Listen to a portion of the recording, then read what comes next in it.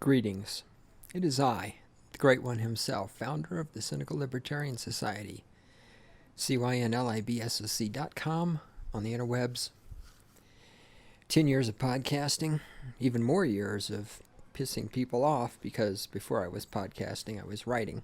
But I'm too lazy to write. Writing takes a lot of work. Sitting here talking, on the other hand, I can run my mouth all fucking day. You were correct. There was no podcast on Friday. We didn't even do a repeat. I had a lot going on, and honestly, I was just tired. And I was feeling pretty sure that all of you out there could go a whole 4 days without listening to some new whiny-ass rant from me. And I'm probably right. If anybody died because I didn't put out a podcast on Friday, let me know. I'll cry at your funeral. And you can let me know by sending an email to God, that's dog spelled backwards, God at cynlibsoc.com. Also, before I forget, shout out to Aaron Clary for mentioning me on his podcast, his blog, again, Captain Capitalism. .blogspot.com is where you can find Captain Capitalism, also known as Aaron Clary. So welcome to any people coming here from the Clary blog.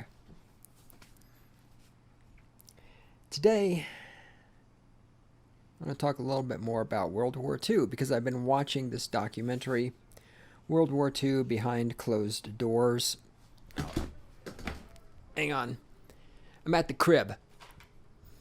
World War II, Behind Closed Doors, Stalin, the Nazis, and the West is the name of the documentary. It's a 2-disc DVD, 6 parts total. All those weird noises, that's my chair as I'm reclining back. It's my brain seizing up as I try to think. This is a really good documentary about World War II. I very, very highly recommend that you watch this documentary. And of course, it's also a documentary about statism.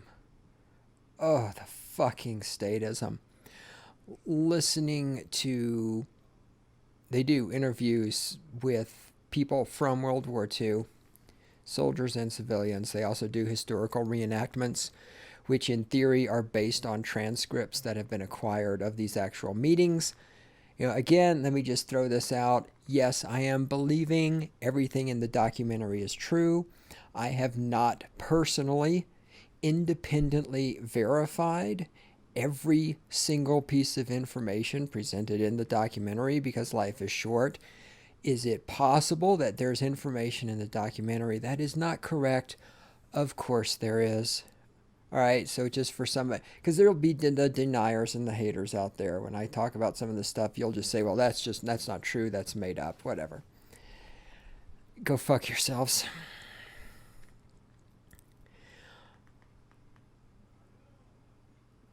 Listening to soldiers talking about how they killed people because, well, that's what they were told to do. And listening to civilians talk about how they were raped when they were 12-year-old girls by Russian soldiers. And there's one American airman who was talking about how when he landed his airplane on Iwo Jima, and as the airplane was landing, it went past this graveyard with all these grave markers. And he's talking about how he realized that all of those people died. They died. I know some of you out there don't understand this concept. They're dead. They have had taken from them everything. It's the ultimate violation of don't take other people's stuff and the ultimate violation of don't initiate aggression against other people. It is the ultimate violation of everything that our anarcho-capitalists believe in. All of these men, boys, died. And these are his words. They died so that I could have a landing strip. And he says that at that moment, something inside of him changed, something inside of him snapped.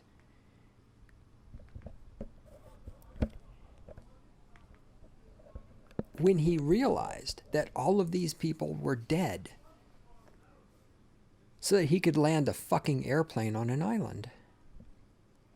And this is war. In the documentary, this one woman who survived the Soviet occupation was talking about being raped by these soldiers, and they were talking about how groups of 10 to 15 Soviet soldiers were raping girls as young as 14 years old. Kind of sounds like Muslims, doesn't it? Yeah, they're... And this is perhaps a holdover from when I was a right-wing minarchist or something like that. I'll admit that there's possibilities of things like that. The Soviet Union, and yes, all of this comes from a perspective of statism. At the time, after World War II, during the Cold War, the Soviet Union, despite what a lot of people want to say, the Soviet Union was a threat. It was led by people like Stalin, who was a giant piece of shit. This documentary, thank God, man, it pulls no punches on making Stalin, Churchill, and Roosevelt look like the pieces of shit that they are. I mean, if you have any kind of fucking hero complex worship for any of these three cocksuckers, if you watch this documentary and you still have that attitude, there's something mentally wrong with you. And these three men were pieces of shit. They were garbage. They were filth. They were murdering pieces of shit. The Soviet Union was a threat to the United States. Now, were there exaggerations of how many nuclear missiles they had for the purpose of building up the military-industrial complex and things like that? Yes, probably so. But when you watch this documentary and you hear about the atrocities committed by the Soviet soldiers, not that in all wars some soldiers don't commit atrocities, but there's differences. I mean, Stalin actually defends his soldiers for raping women. In the United States, well, and things, God knows what the fuck's going on now. I would like to think, and I could be wrong, I'd like to think that in World War II had American soldiers gang raped 14-year-old women. I would like to think that even if Roosevelt, who I have no faith in, I would like to think that Eisenhower would have fucking said something and put his foot down. I have some notes here. We'll see if I can make sense of them because I scribbled these down while watching the documentary.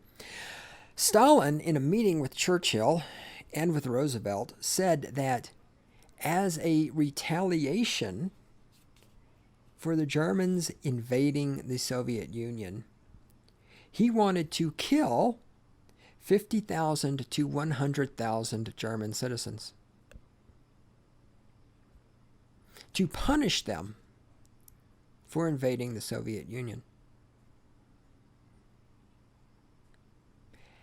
The frightening thing was that neither Churchill nor Roosevelt had the balls to just outright say, no, you're sort of an asshole and we're not going to do business with you. In fact, Roosevelt even joked that he was willing to allow Stalin to kill German civilians out of retaliation, but they would have to cap the number at 49,000. This is the kind of person Stalin was. This is the person who was giving orders in the Soviet Union and who was being mindlessly obeyed. One of the things they don't mention in this documentary is the fact that before World War II started, Stalin, of course, purged his own military by killing all of the intelligent generals. All of his good military leaders he wiped out. That's one of the reasons the Soviet Union fared so poorly at the beginning of war, because he didn't have any decent military generals. He killed them all. Sort of like he killed all the Polish. So the Polish, well, I'm just thinking about it. I talked in a previous podcast about the parts in this where they speak about the Soviet Union exterminating all of these Polish leaders, Polish military leaders, and Polish intelligentsia. And also pointed out how the Polish don't whine about this the way the Jews whine about the concentration camps. But then again, the Polish aren't playing the Jew card like the Jews are. And the Soviets then dug up the bodies of the Polish. So, beginning of World War II, Germany goes into Poland and takes the western half. Russia, because of their agreement with Germany, rolls into Poland and takes the eastern half, and that's where they're killing all of these Poles at and burying them. So then, of course, when the Germans invaded the Soviet Union, the territories formerly that were Poland, they dug up the mass graves and, of course, spread this information to the Allies, which was brilliant political propaganda on their part. And of course, it was also the truth that yes, the Soviet Union did kill all these people. And of course, Churchill and Roosevelt simply looked the other way because, oh, they needed the Soviet Union to be their allies. In retrospect, what should have happened, in retrospect, had I been the grand poobah leader of the Allied forces or some whatever shit in those days, we should have just let the Germans invade the Soviet Union, take over the Soviet Union, and then we should have invaded Germany. But, you know, hindsight 2020. You can't really do much with that other than armchair quarterback history. When the Soviet Union went back into Poland, they dug up all the Polish officers and Polish intelligentsia they had killed, falsified documents to make it look like those people were still alive until the Germans came in, and then presented this evidence to everybody and went, hey, look, we didn't kill these people. The Germans killed them because they were still alive when we were occupying Poland. They didn't die until after the Germans had driven us out. Holy fuck, man. And of course, while the governments knew this was all bullshit, I mean, Churchill knew this was bullshit, Roosevelt knew this was bullshit. Of course, the public, being fed by the media, remember the media, who's supposed to be giving us accurate information, the news media, bought this shit hook, line, and sinker and spread it. And again, Roosevelt and Churchill said nothing, did nothing because, well, we need the Soviet Union to be our allies. And of course, Roosevelt was practically in love with Stalin. I think Roosevelt probably wanted to give Stalin a blowjob, but since he couldn't get out of his wheelchair to get down on his knees, maybe that's why he didn't. I don't know.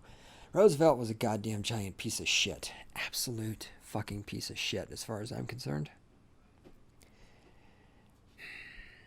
Speaking of people who aren't playing the Jew card, what about the Crimean Tartars, who, as I mentioned in this, were every fucking one of them, uprooted from the country where they lived in Crimea and sent to Uzbekistan.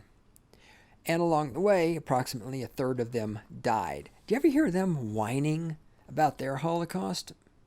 Do you ever hear the Poles? I mean, Poland was the country that, in theory,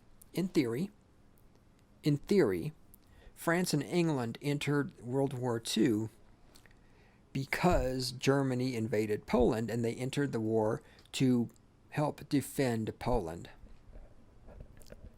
And yet, what did Poland get out of World War II?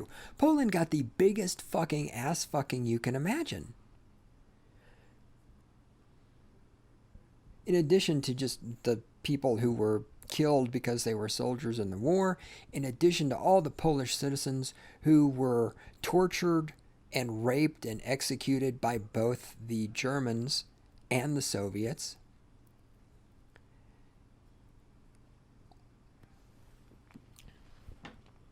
The borders of Poland were decided by all these other countries except them.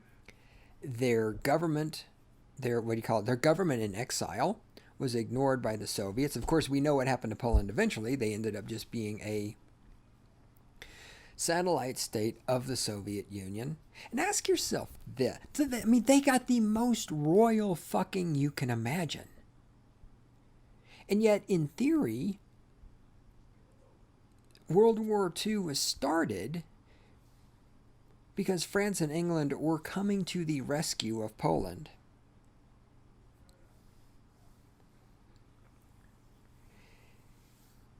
And during all of the diplomatic stuff where the Polish government in exile was trying to be recognized instead of before the war ended, so Stalin set up, when the Soviet forces retook Poland, they set up a puppet government.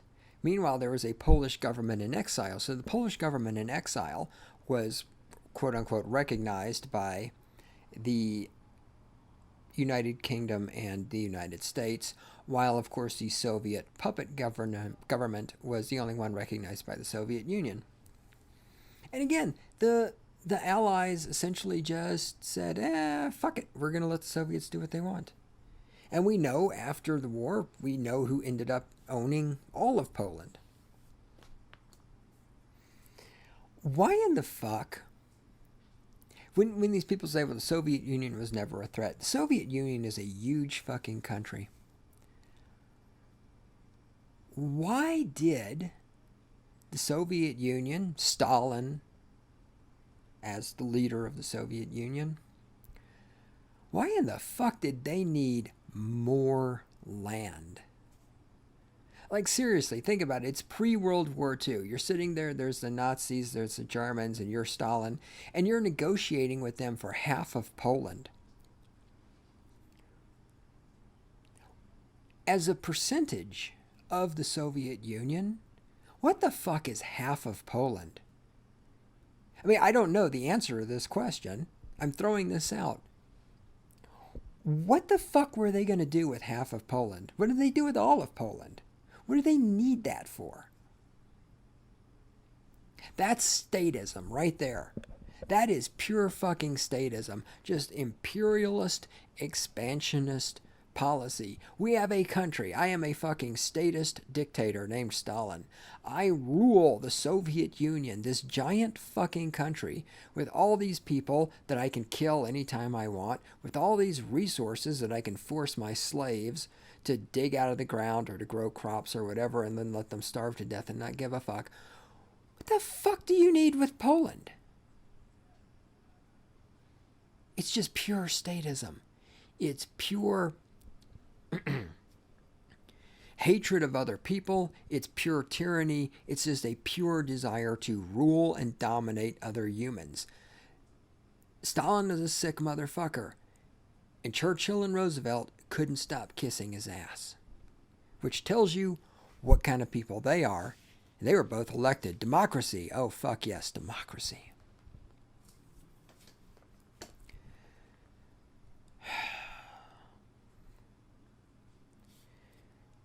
What is this? Soviets tortured the Poles. Yes, the Soviets, when they invaded Poland both times, tortured the fuck out of the Polish people. Soviets rolled in, and the NKVD, an NKVD detachment, the NKVD was the Soviet secret police. NKVD rolled into one of the major Polish cities before the army even got there and captured the Gestapo headquarters in that city as the Germans were trying to bug out and take all their paperwork, because they wanted to find out which Poles had been collaborating with the Germans while they were there so they could torture them. So, I mean, think about this. You're this Polish citizen. You're sitting there, and first the motherfucking Soviets come in and torture everybody. Then the Germans come in. And of course, originally, So the Poles are sitting there in the part that was occupied by the Soviet Union. So the Germans are invading to the east, and the Soviets show up, and you're like, yay, we're protected by the Soviets. And the Soviets start fucking torturing you, and you're like, Jesus fucking Christ. So then the Russians invade the Soviet Union. The Russians roll in, and you're like, the Germans roll in, and you're like, oh my God, thank God the fucking Germans are here to save us from the fucking Soviets. Well, then the Germans start torturing you. And you're like, Jesus fucking Christ. So then the Soviets roll back in, and you're sitting there going, oh great, and we know it's coming. And the Soviets fucking torture you again. Unless you're a woman, they rape you, and then they torture you. And people are going, but without the government, who would build the roads? Because you cocksucking fucking statists out there, you just can't let go of your need for... And I know what you're saying. Well, but those were evil governments. They're not like our democratically elected government today that has Hussein Obama in the White House. Why, these things would never happen today. Nobody has ever been tortured or killed by Hussein Obama's government. People, history is not things that will never happen again. History is what's going to happen tomorrow. It's just going to involve people wearing different clothing. And I need another drink of beer.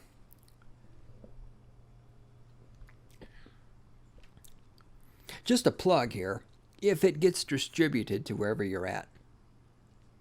It's called Funkworks is the name of the brewery. And the beer is Tropic King Imperial Saison. Imperial, like Imperial Soviet Union. We will kill, we will send our soldiers to gang rape 14-year-old girls because in the Soviet Union, everyone is equal. The workers own everything. And of course, left-wing statists, this is their fucking political, economic model of choice. Communism, socialism. I mean, this is their fucking model of choice for what the world should look like.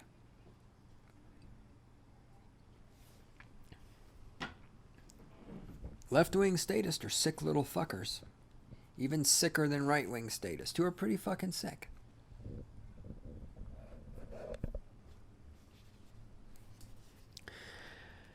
My notes. Now this... Oh shit, I have more notes than I thought I did. This was something I learned that I did not know about. As the Soviets were moving back into Poland, after Germany had invaded them, they created a fake Polish army. They took one of their divisions. I write it down. It was one of their Army Air Force divisions. They just went in there and said, okay, guess what? You're no longer members of the Soviet army. You are now members of the Polish army. You're going to put on Polish uniforms. You're going to tell everybody you're Polish.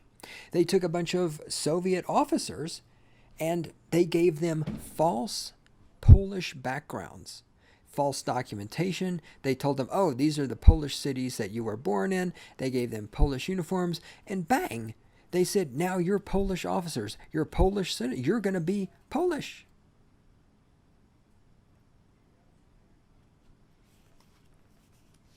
And of course, Roosevelt and Churchill knew all about this and just couldn't stop sucking Joseph Stalin's dick. Could not get Stalin's dick out of their mouths. This is statism, my friends. This is what the fuck it looks like.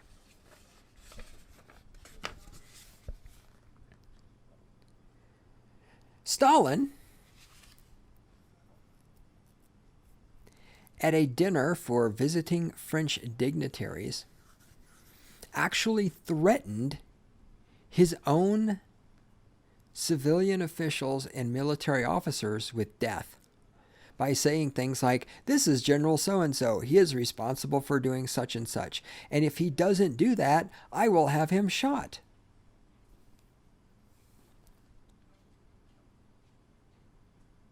And Churchill and Roosevelt just couldn't stop sucking this guy's dick.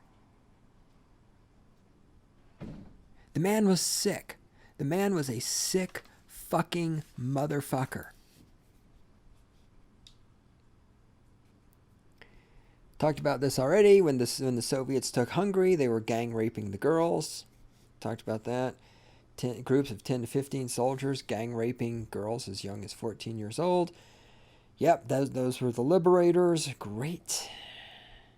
I already talked about how the war was to save Poland and they got the biggest ass fucking. Talked about that. What's this note? Let me see if I have another page worth of notes, because I might. I'm still not finished watching this documentary, so you may hear some more. Oh, and then I almost forgot about this. The comet. The comet. I can't speak German. The comet. The comet was a, almost said Soviet, German warship that was disguised to not be a warship.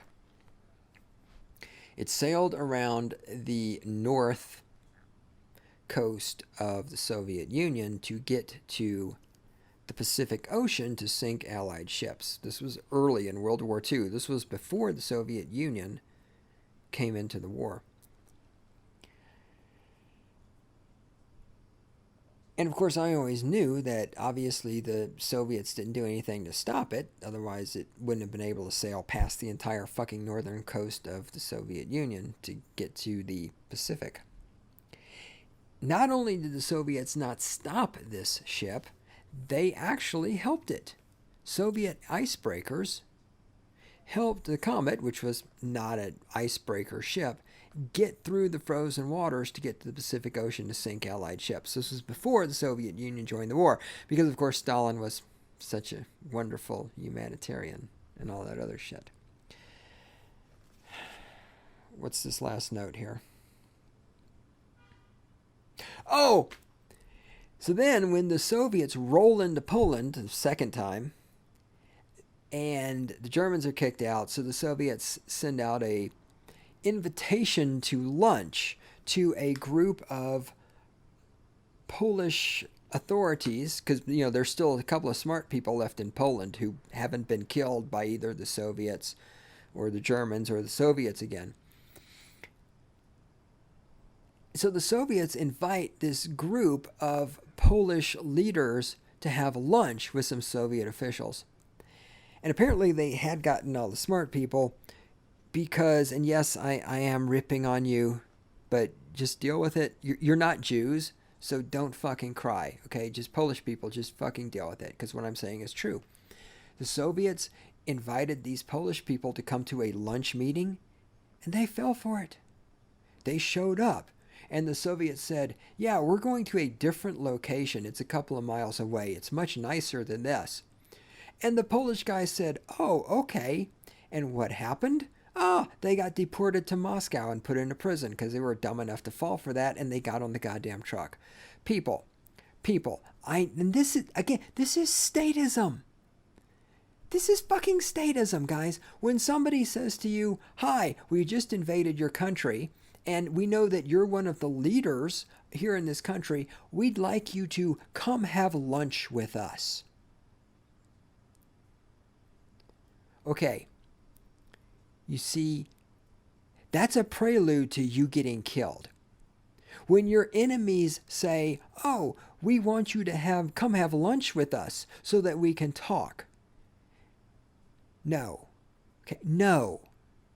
God fucking damn it. No.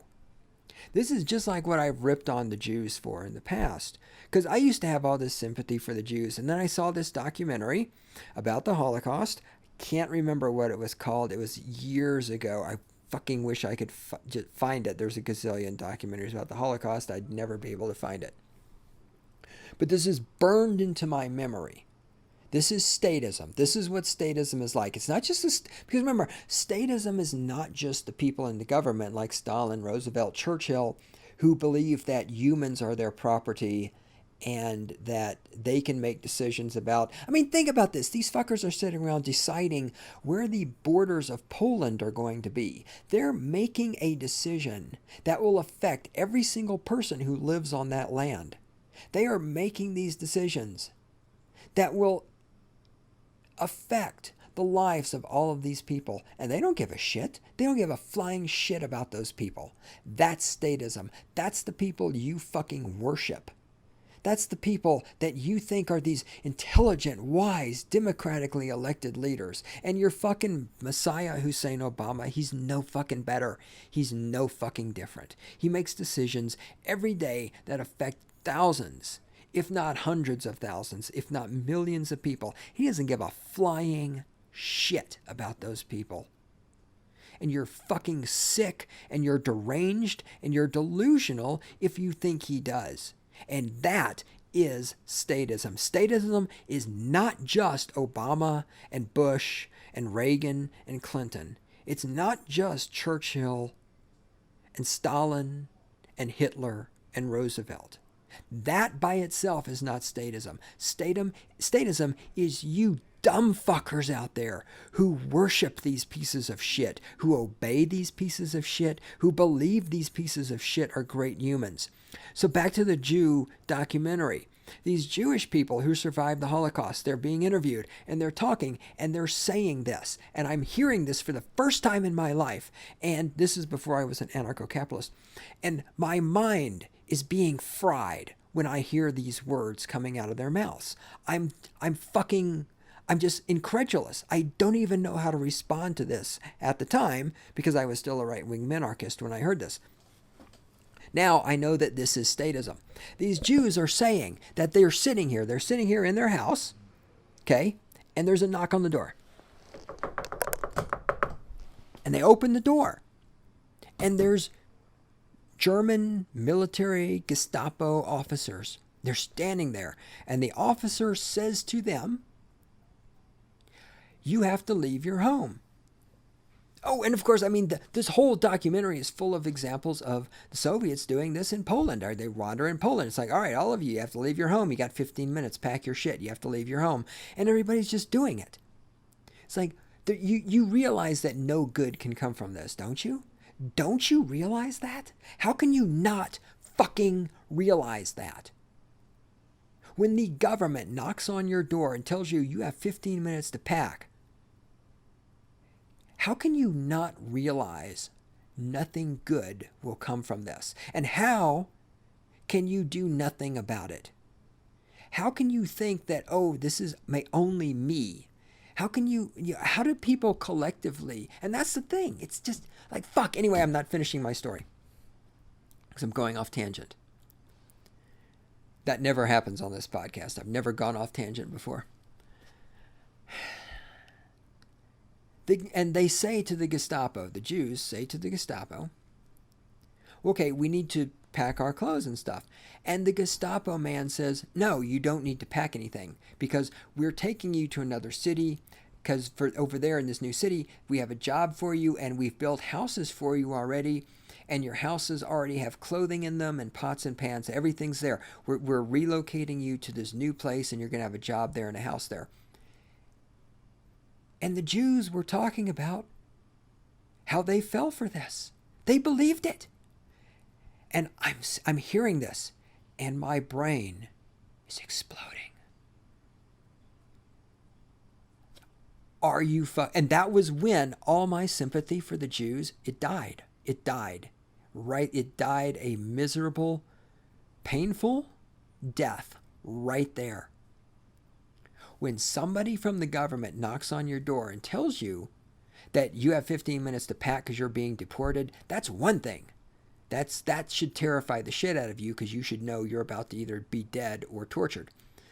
But when somebody from the government knocks on your door and tells you that you're going to another city and you don't have to pack anything because they already have a job for you there and they've built you a house, and it has pots and pans and furniture, has clothes in it, because the government knows what size pants you wear. They've already bought clothes for you.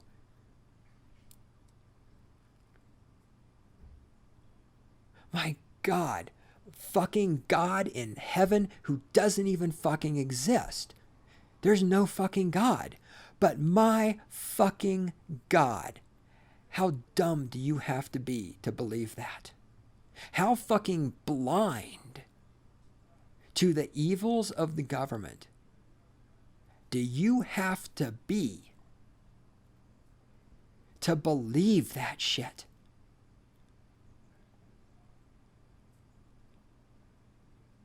It sickened me, and at the same time I was just like, what the fuck?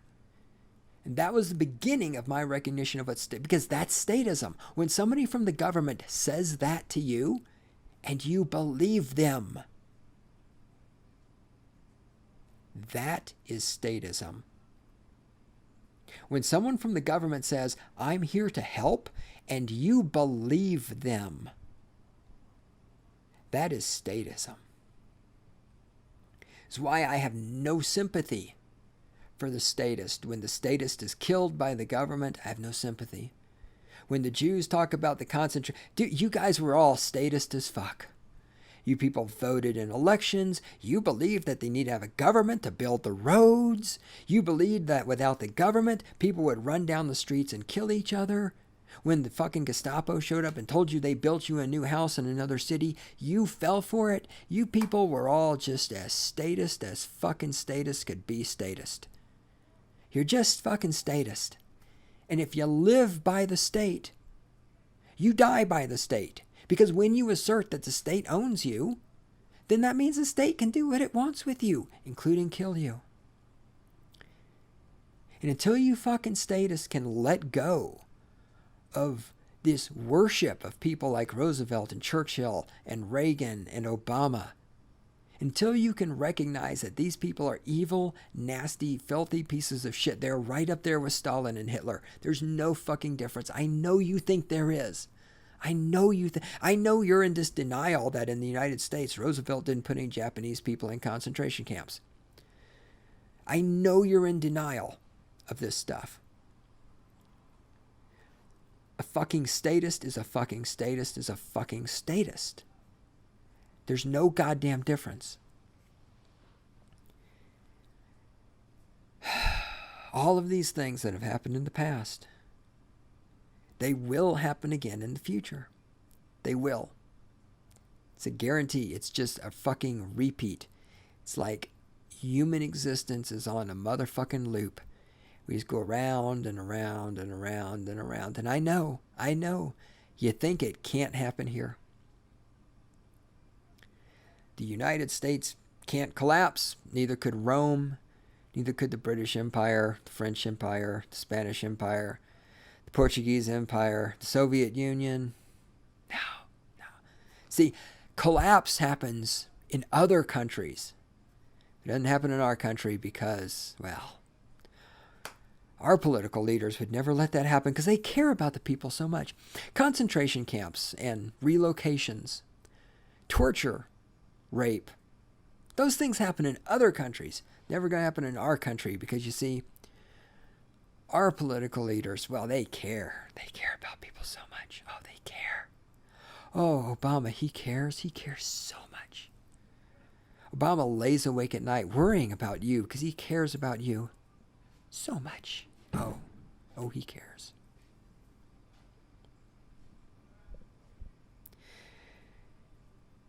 Educate yourselves about history, my friends. Watch this documentary. See the statism.